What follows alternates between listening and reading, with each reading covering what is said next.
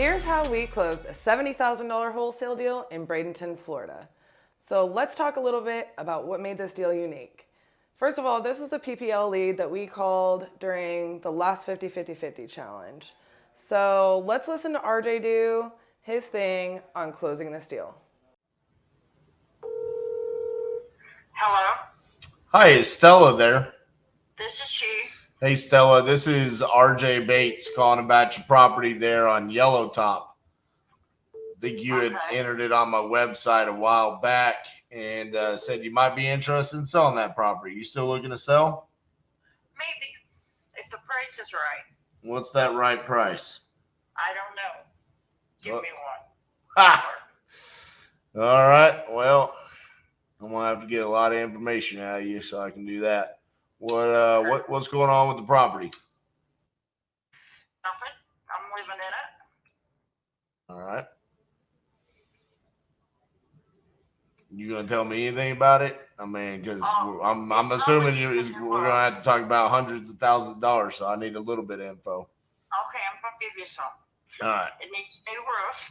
Okay. The air conditioner's 3 years old, Okay. so I know that's good. The hot water tank's probably 5 years old. And I've got I'm trying to think of floors. Laminate floors in it. Okay. Except the kitchen and bathrooms, and those are tile. 3 bedrooms, 2 baths.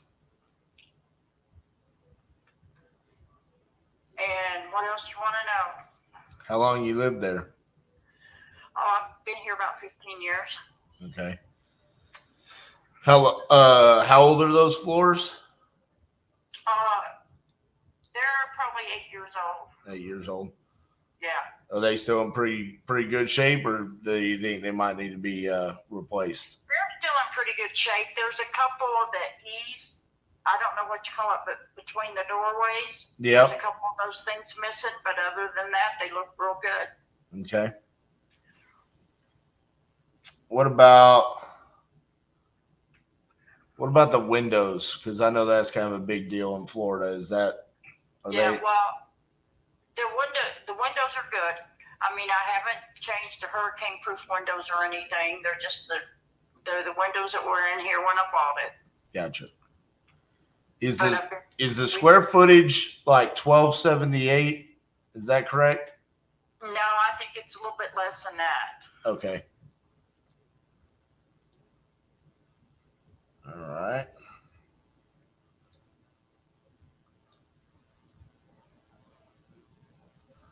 So appliances are pretty new. Are they stainless steel, or are they black or white, or what are they? They're stainless steel, and the stove's stainless steel and black, and Okay. it's gas. It's natural gas. The dryer's natural gas.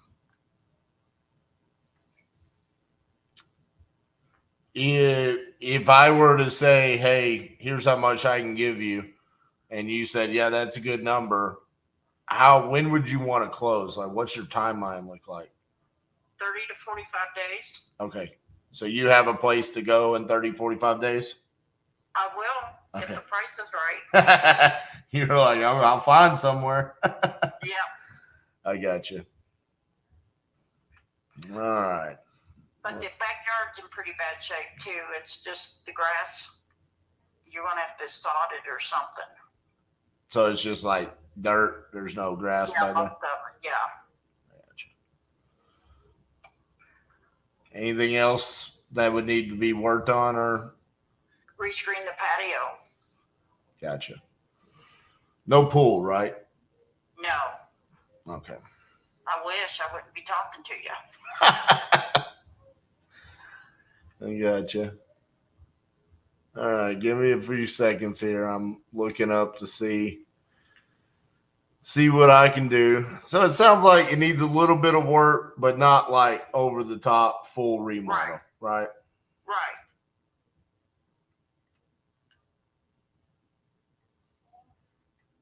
I'm trying to see like exactly what you're saying. It's smaller than that 1,200, but everything I'm seeing says that 1,200 square feet. Well, it may be. Yeah. Because even that is a little bit small for the neighborhood, to be honest with you. Yeah. Well, I do have one of the smaller houses. Gotcha. Which, funny enough, is not a terrible thing. It's a lot worse to have the biggest house in the neighborhood than have the smallest. I'll tell you that. Right. It's a good starter home, and it's good for me because I'm here by myself. Gotcha.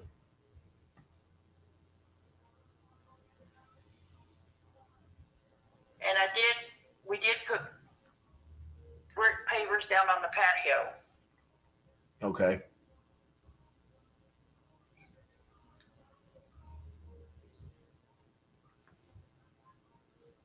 All right. I think I've got an idea of what I can do here.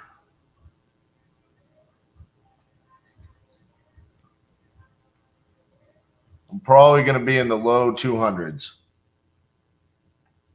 No, I'm not interested. All right. What did you have in mind? Huh? What did I you? had like the high 200s because I was offered $389. By who? Open Door. Did they come out and see it? Nope. So how long ago was that? Because A couple months ago. So then they've got to come out. Well, first they're going to take out their fees, right? Right. And then they got to come out and they've got to do an inspection, and then they're going to deduct. Well, if they decide to buy it, and then they've got to deduct all of the repairs that they're going to say needs to be done to the property. Right. So, could you get the high twos from them? Yeah. And to be honest with you, it's a pretty smooth process because I've sold probably 10 to 15 homes to Open Door. Uh-huh. I sold a lot before COVID to them. Wow. They've kind of changed it up a little bit. I actually have a video on YouTube about how investors should use Open Door. Because all Open Door is another investor. They just have, hedge fund money. So they just make a lot less margins. The problem with them is that there's certain things that they just won't negotiate on. And so that's where sometimes, like your house, I think is a good one for you to go with someone like Open Door, to be honest with you. Because it's a new enough build where you don't have to worry about the plumbing being an issue, which that's a big one for them. Cast iron plumbing is a non-negotiable. They'll immediately just terminate. Foundation problems is another thing that just immediately they terminate on. But also the fees and the repairs, their repair numbers are really reasonable, to be honest with you. A lot of investors complain about it and say, well, they're going to beat you up on the repairs. Not necessarily, because when they give you an itemized invoice that says, hey, we're going to have to replace the laminate flooring, and they show it, and it's like you can't really beat the price that they're saying it's going to cost for the laminate flooring. So to be honest with you, if you could get the high twos from them, I think that's a pretty good price, because what I'm basing it off of is about if your house was completely remodeled, what I said was $300 a square foot is what I think it could be worth, because I see other properties in the area that have sold for that. Now, we do have some higher. We have a 328 square foot. We got a 325. So that's $325 a square foot, right? Yeah. So I'm going, all right. Say if I say $325 a square foot, and then I say your house is $1,278. That means your house could be worth $415,000 if it was completely remodeled. Okay. Yeah. Honestly, they offered $379. They did tell me they'd have to come in and deduct any repairs and all that good stuff. Oh yeah. So I'm just trying to get away from doing that. So I don't. So that's where you're probably gonna. But see, you don't have to do the repairs. They're just gonna come in. It's like a 30-minute inspection. Yeah. So see, if I say your house is worth $415, I've got to then say I've got to deduct the repairs just like they are, and then I've got to build margin. That's where Open Door can beat me. They're willing to come out and do this for a bag of potato chips. I can't take the risk of something going wrong and I lose. And so for you, I would recommend they're going to give you more money. It's just going to be a little bit more of a hassle as far as dealing with them than it would be with me. Right. So it comes down to, do you want convenience or do you want money? I'd rather have convenience. I'm bad. I know I am. Then that's me. Yeah. But you take less money. Right. But then you don't deduct fees or anything. I'm just doing it up front. You know what I'm saying? Like, so whatever number I tell you, that's the number you're going to get minus a mortgage or prorated taxes or anything that you owe on the property, right? Right. So if you don't owe anything, then that's what you get. Right. Well, I do owe some, but. So you that would get paid off at closing, and then you would get the difference. Right. Right. I knew that. So, I mean, maybe 1278, 13. I mean, I could probably come in at 225, 230. Okay. Maybe you end up. I mean, what did they say they would give you? 379. 379. They're probably going to beat you up. Did they tell you the fees up front? No. They told me, I think the closing costs were going to be like $30,000. Yep. So you're down to 349. Right. And then they're going to hit you for the repairs. So so if I'm at, 225, 230, maybe you can walk away with 275, 270 from them. Maybe they come out and they say we're not interested. Right. So again, if you want convenience, that's where somebody like us is better to work with. They're going to have a little bit more red tape because, to be honest with you, they're just employees. Right. And the people that come out and inspect your house don't even work for Open Door.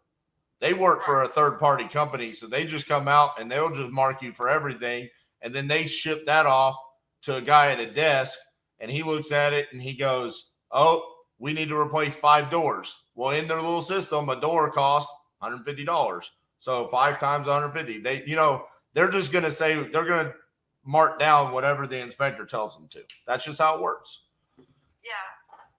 And for me, sometimes I've been in a position, like I said, I've sold multiple houses to them where I've said, I want to get as much money. So I'm willing to go through the headache, meeting them out there, negotiating, hearing their, the repair addendum and all of that. And then I closed with them. You have to close at their title company and you have to fill out all these forms online and stuff. It is a headache. And listen, I work all day, every day on computers, and it is a little bit of a headache, but it was what I was willing to put up with to get the money. So, yeah. So I don't know. I mean, I'm just being as transparent as I possibly can be with you. I mean, letting you know, hey, this is probably where they're going to be. And I'm knowledgeable in this because I've sold to them and I've done deals with them and I know exactly how it works. Right.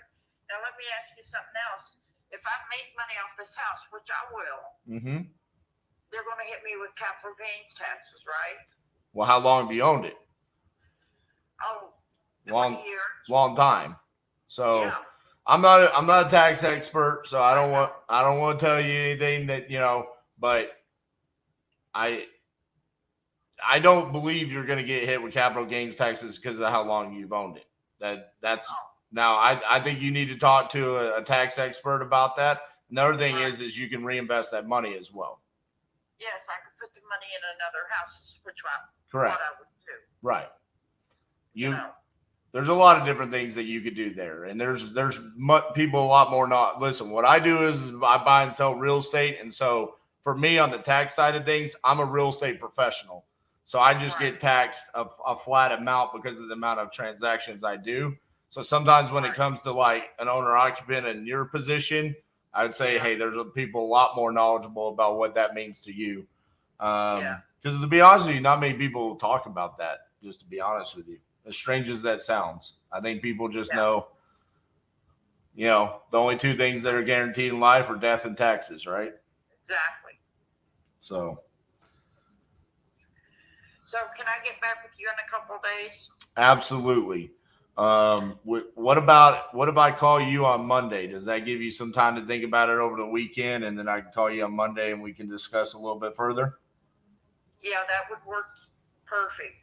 Let me see what I work Monday. Hang on just 1 second, okay? Okay.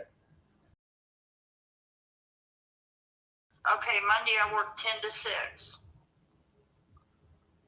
10 to 6, and you're Eastern, so yeah.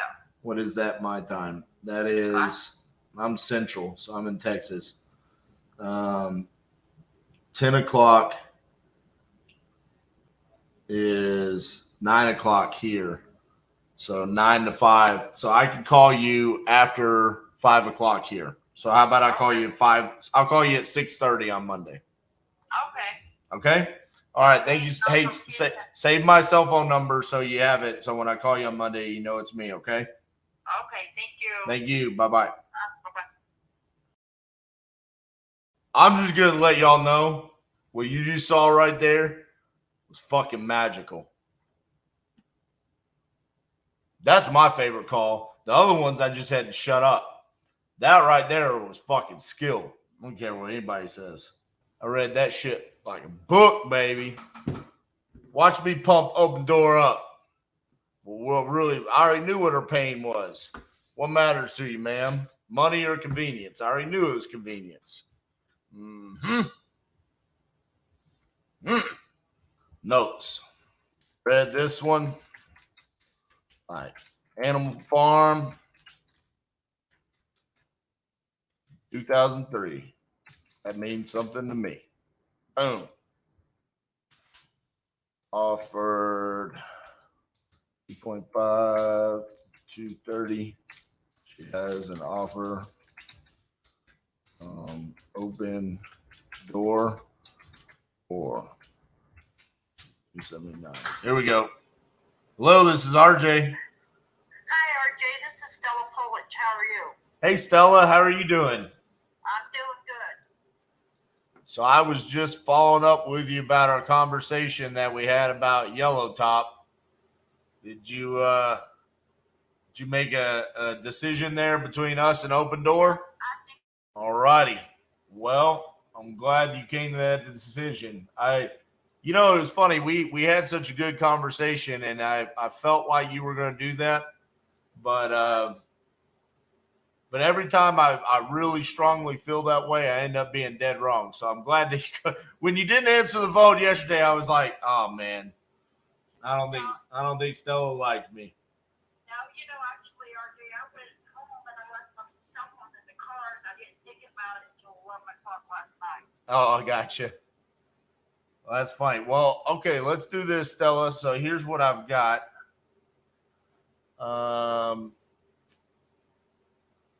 I've got your email. It's your name at gmail.com. Right. So what I can do is I can write up a contract. I'll send it over to you in email, and you can sign the contract right there. And then at that point in time, we'll go ahead and we'll open up title.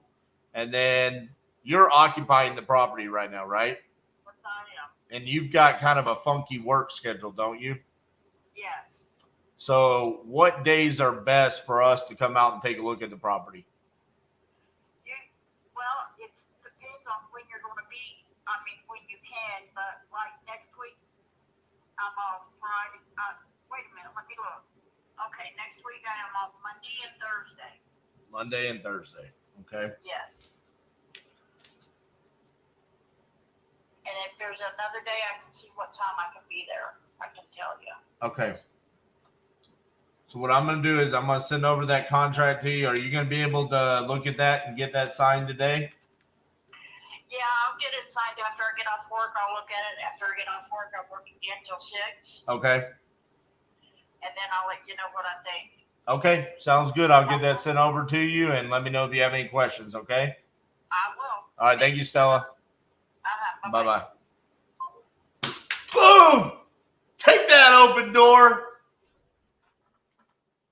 I told y'all, that was my best call so far in the 50 days. So RJ did a great job on the closing, right? As to be expected, duh. So what went on afterwards? What went on from contract to close that you didn't see on camera? So dispo wasn't hard. We called our buddy CJ, and he was like, the numbers are there, I'm in. Shout out to CJ. Shout out to CJ's team. Shout out to Richmond, VA. Shout out to PTD. If you don't know what I'm talking about, just shout out. So what happened afterwards? So we do an inspection for the buyer because that was required. He was remote. This deal didn't actually need a ton of intensive work. It needed a little bit of cosmetic stuff, and it wasn't just like a whole lot of work needed, right? So the inspection came back fairly clean, but it was actually a few days for us extra to get that inspection set up for one reason or another. I think we had like scheduled one inspector and they kind of were a no-show, and then we had to schedule another inspector and so on and so forth, and we really needed this to get moving forward with closing. So I facilitated that, right? From even dispo to close, I pretty much, because of Stella, the seller's needs, I pretty much handheld this deal through closing, from contract to close. And here's why. She had a unique set of needs, okay? And then our buyer also needed a formal inspection, which is not always the case in wholesale deals. But the seller also had a unique set of needs, right? The seller was moving out of state.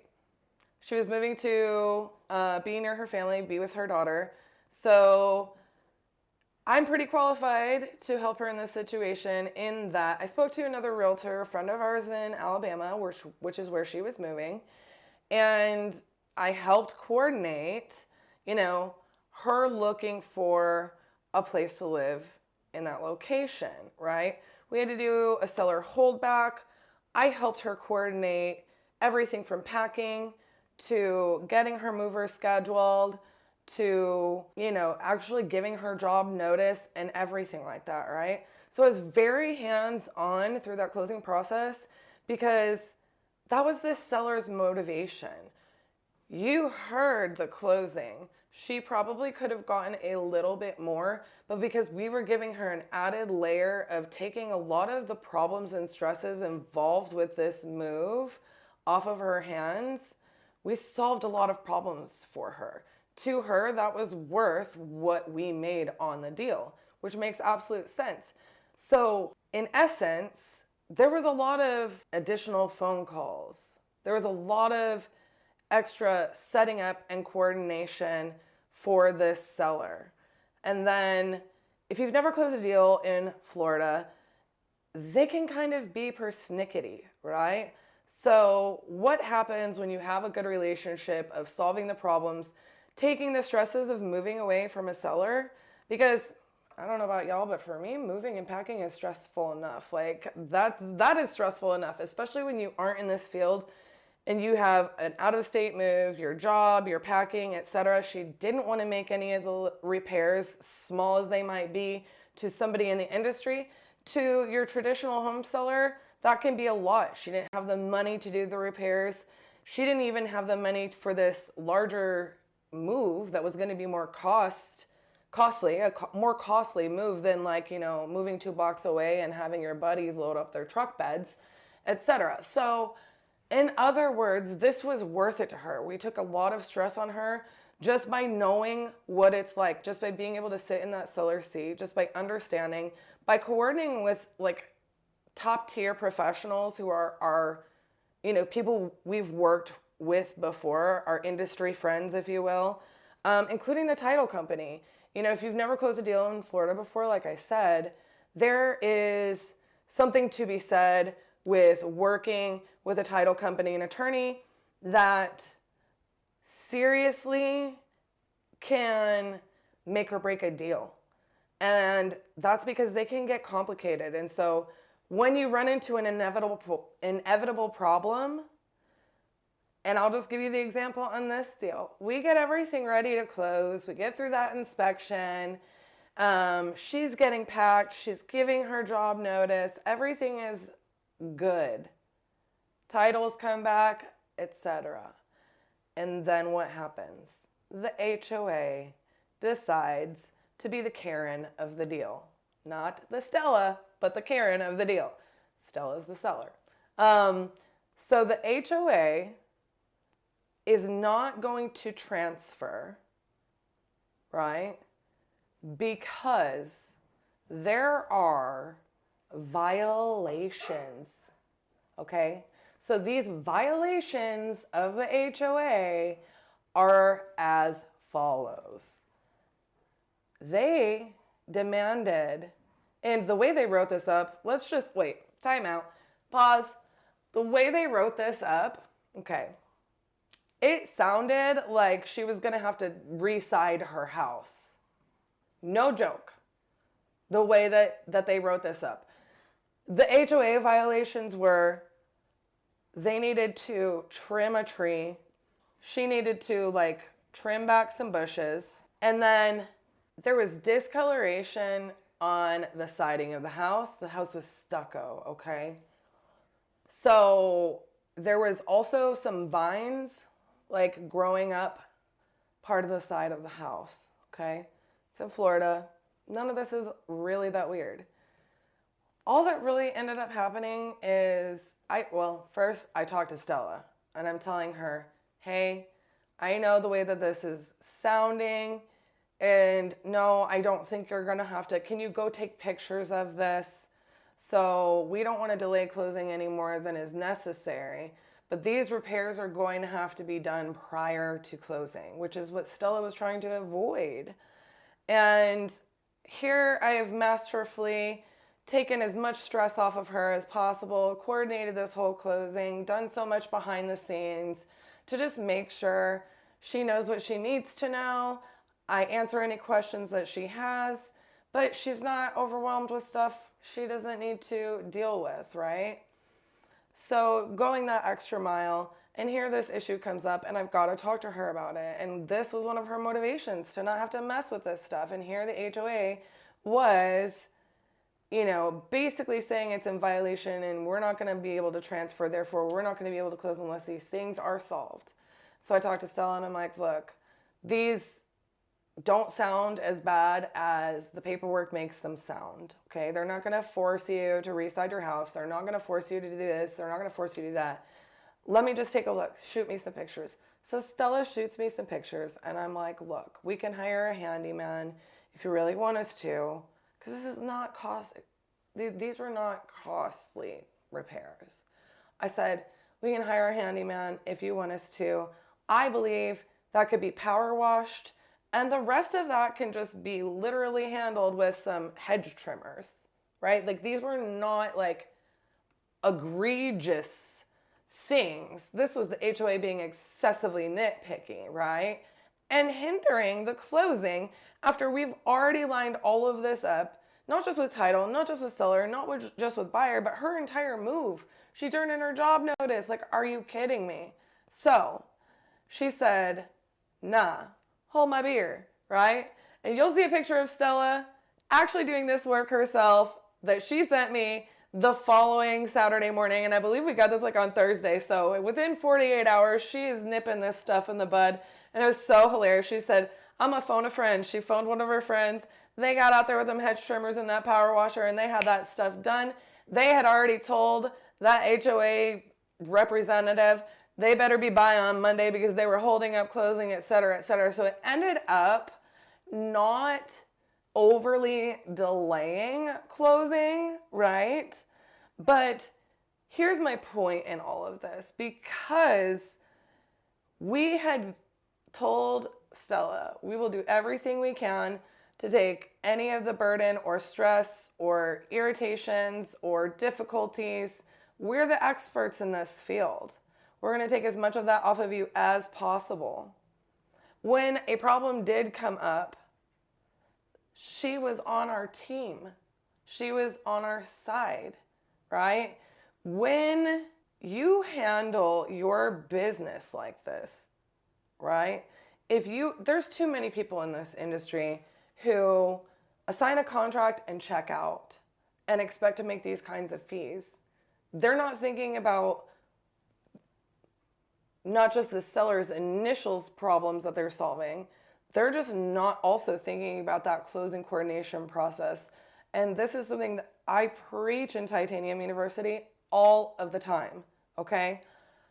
They're not thinking about making sure to have as smooth of a close as possible for the buyer, because don't think, shout out to CJ again, don't think CJ and his team were any different to us than they would be on any other deal just because we're friends.